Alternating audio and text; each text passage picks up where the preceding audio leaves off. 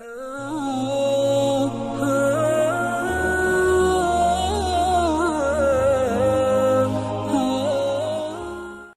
اللہ الرحمن الرحیم۔ سامعین، آپ کو حلال وائس چینل میں خوش آمدید۔ یوں تو دنیا کی تاریخ کا ہر فرق انسان کے لیے عبرتوں کا موقع ہے، لیکن حضرت امام حسین کی شہادت کا واقعہ نہ صرف اسلامی تاریخ کا ایک اہم واقعہ ہے بلکہ پوری دنیا کی تاریخ میں اس کو ایک خاص امتیاز حاصل ہے۔ اس میں ایک طرف ظلم و جبر کے سنگ دلی اور محسن کشی کے ایسے ہولناک اور حیرت انگیز واقعات ہیں کہ انسان کو ان کا تصور بھی دشوار ہے، اور دوسری طرف آل اطہار رسول اللہ صلی اللہ علیہ وآلہ وسلم کے چشم و چراغ اور ان کے 70-72 متعلقین کی چھوٹی سی جماعت کا باطل کے مقابلے پر جہاد اور اس پر ثابت قدمی اور قربانی اور جانثاری کے ایسے محیر العقول واقعات ہیں جن کی نظیر تاریخ میں ملنا مشکل ہے۔ ایک حدیث میں آتا ہے کہ حضرت جبریل نے حضرت محمد صلی اللہ علیہ وآلہ وسلم کو سرخ مٹی پیش کی۔ انہوں نے سونگھ کر فرمایا، ریح کرب و بلائی، یعنی بے چینی اور بلا کی بدبو آتی ہے۔ پھر وہ مٹی ام المومنین ام سلمہ کو عطا ہوئی اور ارشاد ہوا کہ یہ مٹی خون ہو جائے تو سمجھ جانا کہ میرے جگر کا گوشہ حسین شہید ہو گیا۔ یہ بات حضرت علی کو بھی معلوم ہوئی۔ حضرت علی جب جنگ صفین کو جاتے ہوئے کربلا کی زمین پر گزرے تو روئے اور فرمایا، یہاں خاندان نبوت کے چند نونہال پیاس سے شہید کر دیے جائیں گے۔ امیر معاویہ کی وفات کے بعد جب یزید نے تخت حکومت سنبھالا تو اس نے سوچا کہ بھائی اور والد کی وفات کے بعد حضرت امام حسین علیہ السلام کمزور ہو چکے ہیں۔ یزید نے سوچا اپنی طاقت کو بڑھانے کے لیے امام حسین کو رستے سے ہٹانا فائدہ مند ہوگا، کیونکہ اس کے رستے میں صرف 2 ہی رکاوٹیں تھیں، ایک نبی پاک صلی اللہ علیہ وآلہ وسلم کا دین اور دوسرے نواسائے رسول۔ کوفہ والوں کے 150 خطوط امام حسین علیہ السلام کو موصول ہوئے، جن میں حضرت امام حسین کو کوفہ آنے پر آمادہ کیا جاتا اور یقین دہانی کرائی جاتی کہ ہم آپ پر جان نثار کرنے کو بھی تیار ہیں۔ حضرت امام حسین علیہ السلام نے اپنے جلیل القدر اور بڑے مخلص اور وفادار چچا زاد بھائی مسلم بن عقیل کو کوفہ بھیج دیا اور یہ فرما دیا کہ اگر تم ان کے ارادوں میں خیر اور نیتوں میں خلوص پاؤ تو مجھے اطلاع کرنا۔ اور اہل کوفہ کے خطوط کے جواب میں ایک خط بھیجا جس کا متن یہ تھا، مجھے آپ کے خطوط سے وہاں کے حالات کا اندازہ ہوا۔ میں اپنے معتمد چچا زاد بھائی مسلم بن عقیل کو تمہارے پاس بھیجتا ہوں تاکہ وہ حالات کا جائزہ لے کر مجھے خط لکھیں۔ اگر وہ حالات کی تحقیق کرنے کے بعد خط لکھیں گے تو میں فوراً کوفہ پہنچ جاؤں گا۔ مسلم بن عقیل نے وہاں پہنچ کر حالات کا جائزہ لیتے ہوئے حضرت امام حسین کو آنے کی دعوت دے دی۔ حضرت امام حسین اپنے عزیز و اقارب کے منع کرنے کے باوجود اپنے نانا کے دین کی سربلندی کے لیے تقریباً 18 اہل بیت اور 50 اصحاب کے ہمراہ کوفہ کے لیے روانہ ہو گئے۔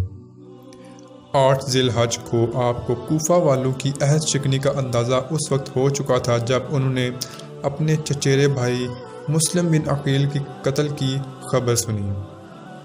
یزید نے بصرہ اور کوفہ کا حاکم ابن زیاد کو بنا دیا تھا اور اسے مسلم بن عقیل کے قتل کا حکم دیا تھا۔ حضرت امام حسین 2 محرم الحرام 61 ہجری کو اپنے اہل بیت کے ہمراہ کربلا پہنچے۔ امام عالی مقام کربلا کی زمین پر پہنچے تو فرمایا کہ قافلوں کو یہیں روک دیا جائے۔ اصحاب نے کربلا کے بنجر ریگستان میں خیمے لگا دیے۔ سب سے پہلا خیمہ حضرت عباس کا تھا، جو شجاعت، جرأت و بہادری اور وفا کے پیکر تھے۔ حضرت عباس حضرت علی کی دوسری بیوی ام البنیر سے ہیں اور آپ لشکر کے علمدار تھے۔ حضرت امام حسین جان چکے تھے کہ ان کے چچا زاد بھائی کو بے دردی سے قتل کر دیا گیا تھا۔ حضرت امام حسین جان چکے تھے کہ ان کے چچا زاد بھائی کو بے دردی سے قتل کر دیا گیا تھا، اور اہل کوفہ نے جو خطوط بھیجے تھے وہ ابن زیاد کے کہنے پر بھیجے۔ 3 محرم الحرام کو یزیدی فوج نے اہل بیت کے لشکر کے راستے میں پڑاؤ ڈال دیا۔ حضرت حسین نے اپنے ساتھیوں کو جمع کر کے فرمایا کہ اہل کوفہ نے ہمیں دھوکہ دیا ہے اور ہمارے لوگ ہم سے پھر گئے ہیں۔ اب جس کا جی چاہتا ہے وہ جا سکتا ہے، میں کسی کا ذمہ نہیں لینا چاہتا۔ حضرت امام حسین کے پاس 2 راستے تھے، یا یزید کے ہاتھوں بیعت یا پھر جنگ، کیونکہ یزید کی فوج کی تعداد بڑھتی جا رہی تھی اور تمام راستے بند ہو چکے تھے۔ یہ انہیں جنگ کرنے پر اکسا رہے تھے۔ حضرت امام حسین نے یکے بعد دیگرے 3 خطبات دیے، جس میں انہوں نے بار بار انہیں باز رہنے کی ترغیب دی۔ وہ کہتے رہے کہ اپنے لیے جہنم مت خریدو، مگر وہ اپنی طاقت کے گھمنڈ اور نشے میں مست حق اور باطل کی پہچان بھول چکے تھے۔ حضرت امام حسین سو رہے تھے کہ اچانک انا للہ و انا الیہ راجعون کہتے ہوئے اٹھے۔ شہزادہ علی اکبر نے وجہ پوچھی تو فرمانے لگے، میں نے ایک خواب دیکھا ہے جس میں ہماری شہادت کا اشارہ تھا۔ علی اکبر کہنے لگے، کیا ہم حق پر نہیں ہیں؟ تو حضرت امام حسین نے جواب دیا، بے شک ہم حق پر ہیں۔ بہادر علی اکبر کہنے لگے، پھر ہمیں کسی چیز کا ڈر نہیں ہے۔ ادھر ابن زیاد صرف ایک ہی بات پر بضد تھا کہ یا امام حسین یزید کے ہاتھ پر بیعت کریں یا ہمارے مظالم سہیں اور جنگ کریں۔ اس نے اہل بیت پر پانی کی فراہمی بند کروا دی۔ امام حسین نے دین الہی کی خاطر یہ ظلم بھی سہ لیا۔ حضرت امام حسین نے خیمے میں تمام اہل بیت کو اکٹھا کر کے روشنی مدھم کر دی اور فرمایا، جو جانا چاہتا ہے وہ جا سکتا ہے، کیونکہ اب آگے صرف ہماری موت ہی ہے۔ پھر حضرت عباس کو کہا کہ روشنی بڑھا دیں، یعنی انہیں بھروسہ تھا کہ عباس مجھے کبھی تنہا نہیں چھوڑیں گے۔ حالات کشید کی طرف بڑھ رہے تھے۔ حضرت امام حسین نے فرمایا کہ ان سے کہو کہ آج کی رات قتال ملتوی کر دو، تاکہ میں آج کی رات وصیت، نماز، دعا و استغفار میں گزار سکوں۔ حضرت امام حسین نے رات اپنے اہل بیت اور اصحاب کے ساتھ دعا و استغفار میں گزاری۔ بچے پیاسے نڈھال ہو رہے تھے، سسکیاں لے رہے تھے۔ حضرت امام حسین کی 4 سالہ بیٹی سکینہ نے حضرت عباس سے پانی کا تقاضا کیا۔ شہزادہ علی اصغر 6 ماہ کے ننھے بچے کا حلق بھی خشک ہو چکا تھا۔ حضرت عباس ایک ہاتھ میں علم لیے، ایک ہاتھ میں تلوار اور مشکیزہ پشت پر لٹکا لیا اور پانی لینے کے لیے روانہ ہو گئے۔ حضرت عباس حضرت علی کی طرح بہادری دکھاتے ہوئے جا رہے تھے، جن کی ہیبت سے کوئی ان کے قریب بھی نہ تھا۔ آپ نے پانی بھرا اور واپس کی طرف روانہ ہوئے۔ کسی تیر انداز نے تیر مشکیزے پر مارا، جس سے پانی ضائع ہونے لگا۔ آپ نے علم کو نیچے کرنے کی بجائے اسے بلند رکھا اور تلوار والے ہاتھ میں مشکیزہ پکڑ لیا۔ کسی بدقسمت فوجی نے تلوار نہ ہونے کا فائدہ اٹھاتے ہوئے علم والا ہاتھ شہید کر دیا۔ پھر اسی طرح ان کا دوسرا بازو بھی شہید کر دیا گیا۔ آپ بری طرح زخمی ہو گئے تھے، لیکن پھر بھی زندہ تھے۔ شاید اسی وجہ سے آپ کو غازی کا لقب دیا جاتا ہے۔ جنگ چھڑ چکی تھی۔ حضرت عباس اور شہزادہ علی اکبر سمیت آپ کے کئی ساتھی باری باری کر کے شہید ہو گئے تھے، اور امام علی مقام ہزاروں دشمنوں خون کے پیاسوں کے نرگے میں یکا تنہا رہ گئے۔ ابن علی حضرت فاطمہ کے لال اور نبی پاک صلی اللہ علیہ وآلہ وسلم کے جگر کے گوشے یزیدی فوج پر قہر بن کر ٹوٹے۔ اہل تاریخ نے کہا ہے کہ یہ ایک بے نظیر واقعہ ہے کہ جس شخص کی اولاد شہید ہو گئی ہو، خود شدید زخمی ہوں، پانی کے ایک قطرے سے محروم ہوں، لیکن اس قوت اور ثابت قدمی سے مقابلہ کریں کہ کہ اگر داہنی طرف حملہ کرتے تو دور دور تک دشمنوں کا نشان نہ رہتا، اگر بائیں طرف تشریف لے جاتے تو دشمنوں کو میدان چھوڑنا پڑتا۔ 10 محرم الحرام عصر کی نماز کا وقت ہوا۔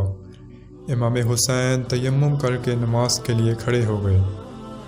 بزدل یزیدی فوج جو کہ خوف سے بھاگ رہے تھے، ان میں امام حسین پر حملہ کرنے کی جرت ہوئی۔ چاروں طرف سے آپ کو گھیر لیا اور آپ پر تیروں کی برسات کر ڈالی۔ امام حسین کو بے دردی سے شہید کر دیا گیا۔ حضرت زینب اور باقی جنتی عورتیں یہ منظر دیکھ کر اپنے خیموں میں چلا چلا کر رو رہی تھیں۔ ایک بدبخت نے نیزے سے امام عالی مقام کا سر مبارک الگ کر دیا اور اسے یزید کے دربار میں پیش کیا۔ حضرت امام حسین شہید ہو گئے، لیکن یزید کے آگے جھکے نہیں۔ اگر آپ یزید کی بیعت کر لیتے تو اسلام تبدیل ہو جاتا، حلال کو حرام اور حرام کو حلال کر دیا جاتا، نئی چیزیں شامل کر لی جاتی، نیز اسلام کو اپنی خواہشات کے مطابق ڈھال دیا جاتا۔ لیکن امام حسین اور ان کے خاندان نے اپنی جانوں کی قربانیاں دے کر یہ ثابت کر دیا کہ وہ اسلام کے پاسدار ہیں۔ ان کے ہوتے ہوئے دین مصطفیٰ پر آنچ بھی نہیں آ سکتی۔ ناز جس پر کائنات کی ہر نماز کو تھا، وہ سجدہ پھر نہ دیکھا گیا حسین کے بعد۔ غرور ٹوٹ گیا، کوئی مرتبہ نہ ملا، ستم کے بعد بھی کچھ حاصل جفا نہ ملا۔ سر حسین ملا ہے یزید کو، لیکن شکست یہ ہے کہ پھر بھی جھکا ہوا نہ ملا۔ اے یزید، تیرا تخت و تاج 2 گھڑی کا تھا، ہے آج بھی دلوں پر حکومت حسین کی۔ اللہ تعالیٰ اہل بیت کے صدقے ہماری بخشش فرمائے، آمین۔